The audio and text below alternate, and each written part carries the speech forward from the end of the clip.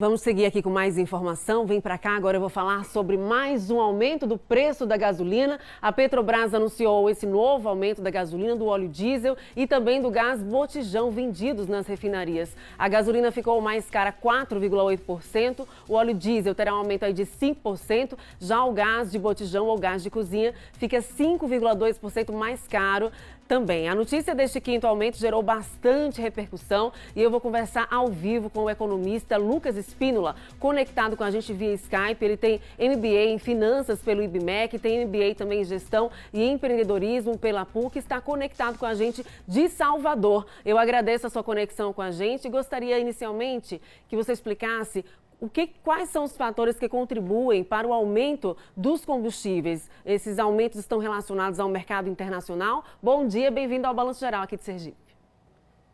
Bom dia, Tamires. É um prazer e satisfação enorme estar falando com todos vocês. Bom, a política de preço adotada pela Petrobras, ela acompanha a cotação internacional do petróleo. Então, a gente está sujeito tanto à variação na cotação do preço do barril do petróleo no mercado internacional, quanto à questão da taxa de câmbio, já que esse preço é fixado em dólar. Então, essas mudanças, essas alterações de preço, elas acontecem em decorrência dessa vinculação, dessa paridade com o preço da commodity no mercado internacional. E aí, com o aumento nas refinarias, há o efeito cascata até chegar no consumidor. É importante também a gente ressaltar aqui que esse aumento ele não é percebido apenas para aqueles que vão diretamente consumir a gasolina ou diesel. Existe todo o impacto na cadeia econômica brasileira, já que nós somos um país extremamente dependente do modal rodoviário. Isso aí é interessante observar. Agora, falando sobre os tributos estaduais e federais, eles exercem uma representatividade também no preço final, né? Sim, é bastante representativo. Chega a algo em torno de 40% do preço de bomba da gasolina. Em relação à incidência tributária no Brasil, existiria aí alguma solução para diminuir esses tributos, principalmente para os brasileiros que já vêm sofrendo bastante em meio a uma crise sanitária, em meio a uma crise econômica?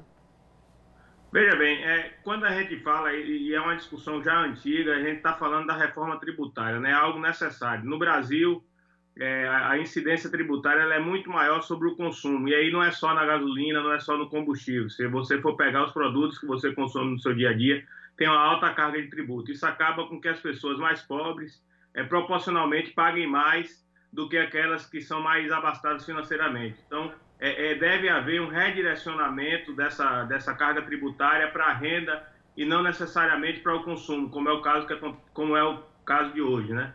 É importante também a gente falar que o ICMS, por exemplo, dos combustíveis, são muito representativos nas receitas dos estados.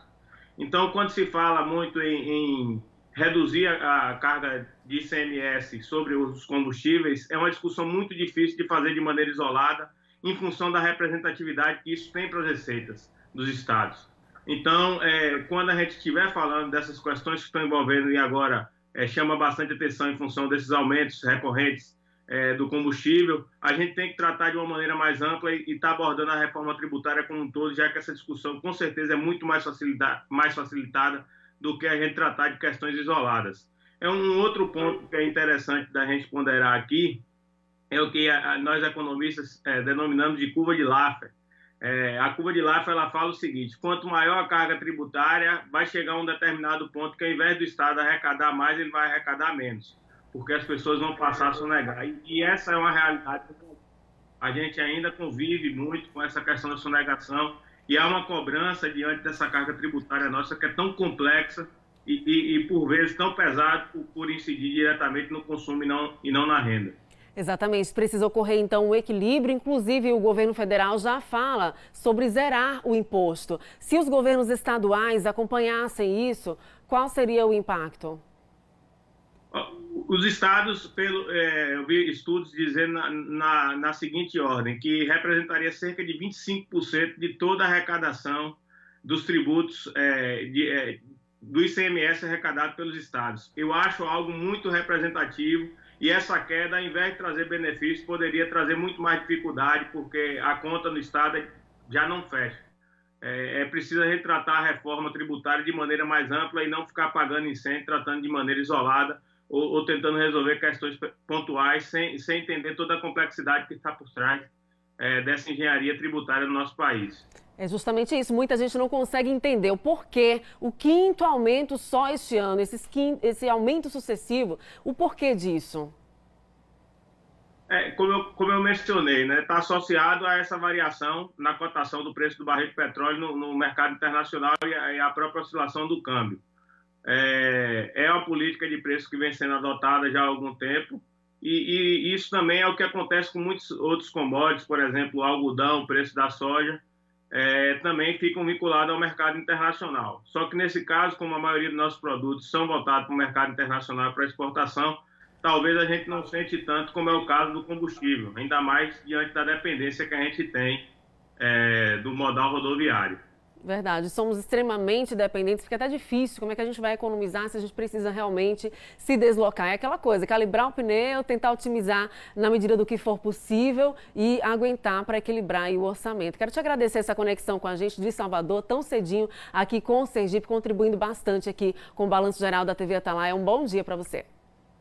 Eu que agradeço, um bom dia a todos. 7 horas em ponto.